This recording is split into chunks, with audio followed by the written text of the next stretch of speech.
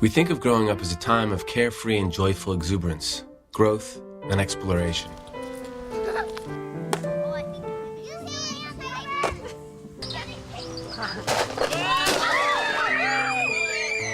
A time when children start each new day with a sense of wonder and curiosity about what life may bring them and what they may bring to the world.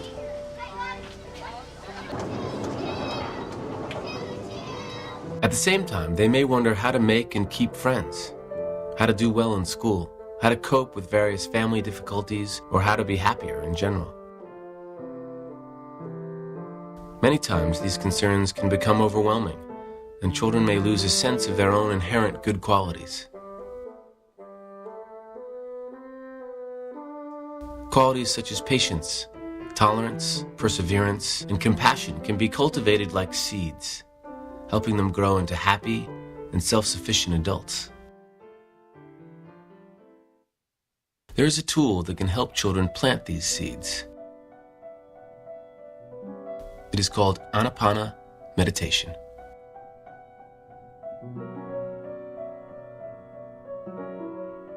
Anapana is a simple concentration technique which actually means incoming and outgoing breath. The technique was happened upon by a boy who had come to be known as the Buddha. While sitting under a tree when he was about 5 or 6 years old, the boy began to spontaneously observe his natural breathing. Later, he would use Anapana on his way toward enlightenment and the discovery of Vipassana meditation. Through practicing Anapana, children begin to learn how the breath is intricately connected to their state of mind. Meditation teacher S.N. Goenka of India developed this Anapana program for children after many of his students requested it. Mr. Goenka learned the practice of Anapana and Vipassana through his teacher, Sayaji Ubakin of Myanmar.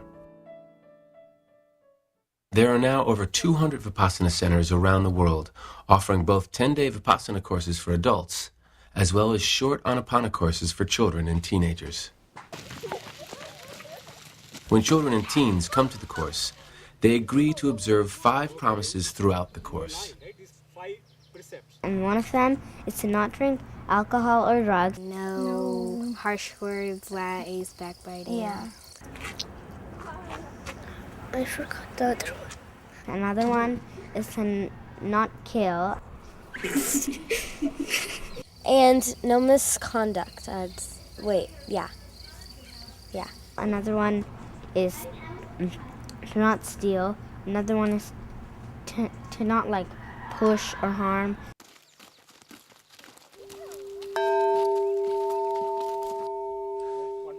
The children learn how to focus their attention on their incoming and outgoing breath.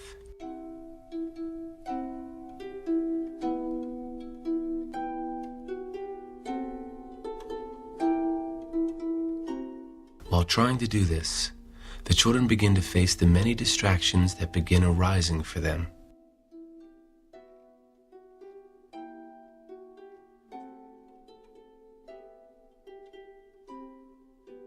The teachers ask the children questions, provide clarification, and tell them stories to inspire them to keep practicing.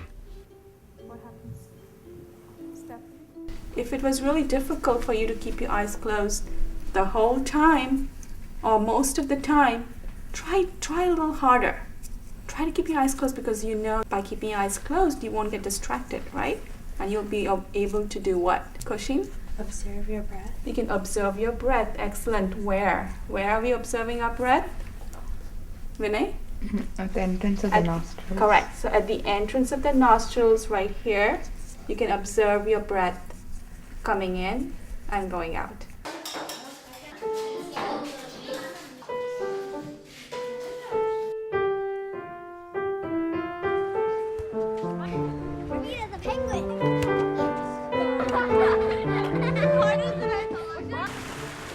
The outdoor playtime allows children to relax and try to integrate what they are learning in the meditation hall.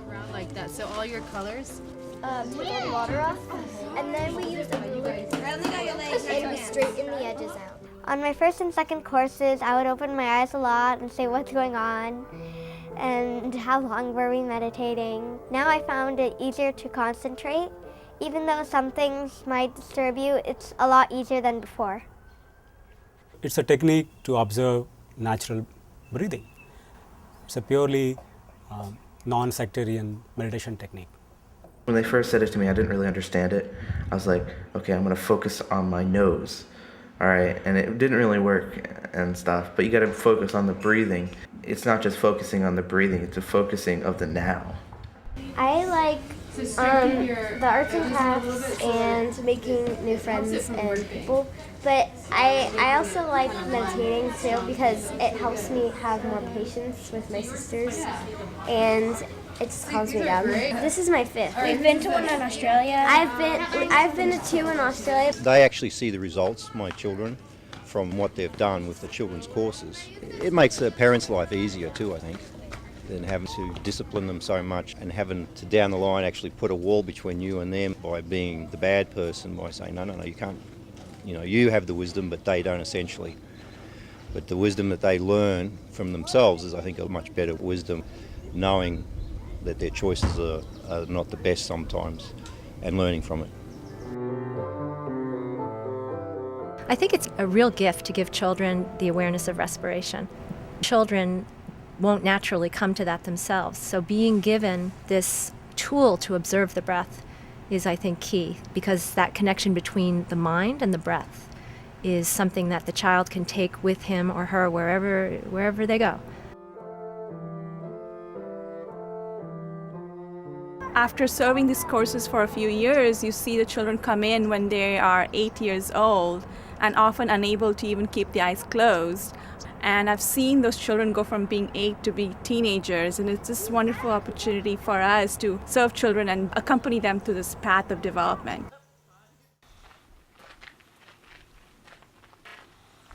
Who can explain why we are using the breath as the object of meditation? It's directly linked to your mind. If your mind's agitated, like you're angry or you're sad or something, your breathing patterns usually reflect that. Like if you're angry, you might be huffing and puffing, while if you're tranquil and calm, your breathing is natural also.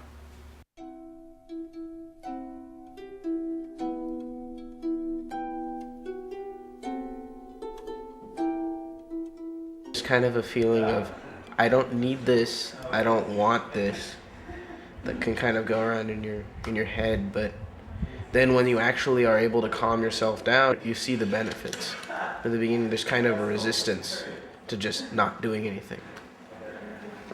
Let's say I'm doing homework or something, and I'll be kind of scattered, and then I'll wait and I'll practice for 5 minutes, and then I'll just go through a whole sheet of math problems in a few minutes. Just because you're so centered and your mind is so powerful when you're so centered. Yeah.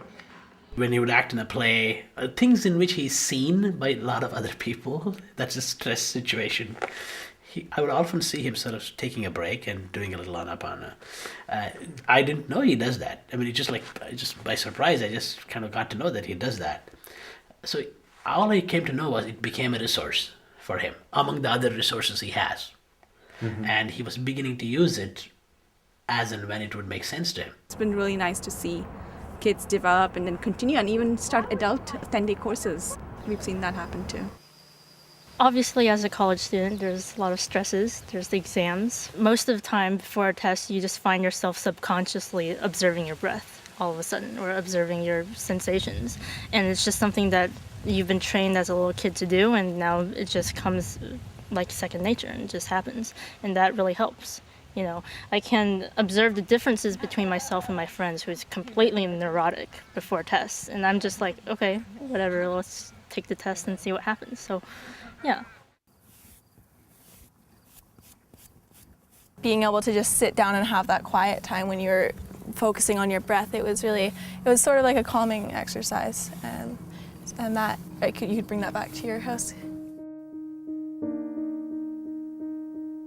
My mom was diagnosed with cancer for about 8 years before she passed away, and through that whole time of me growing up, she would really take what you learn at a 10-day course or the values you learn in a children's course, and she just used it in her day-to-day life every day.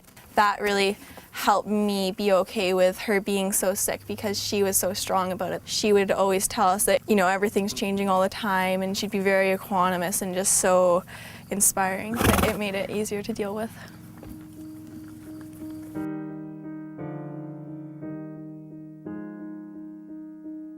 Seeing her practice Vipassana throughout my childhood really inspired me to take a course. Vipassana helped her a lot in her life, so I just thought that it would be a good thing to do.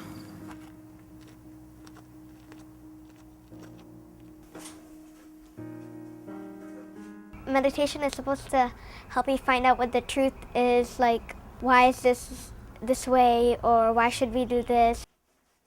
It helps me to calm down even when I'm really angry.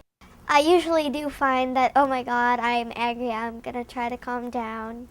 It won't be like straight away, oh, I'm angry, calm down. It takes a while, but I still observe my breath after a while. It helps me feel like I'm doing something wrong and I shouldn't do it. It helps me get more motivated into saying we should stop arguing or find a compromise. We can see a remarkable change in her, that she's more compassionate with brother, with her classmates, friends. She's more compassionate, helping them. Just by helping others, it doesn't only make them feel better, I also feel special in a way.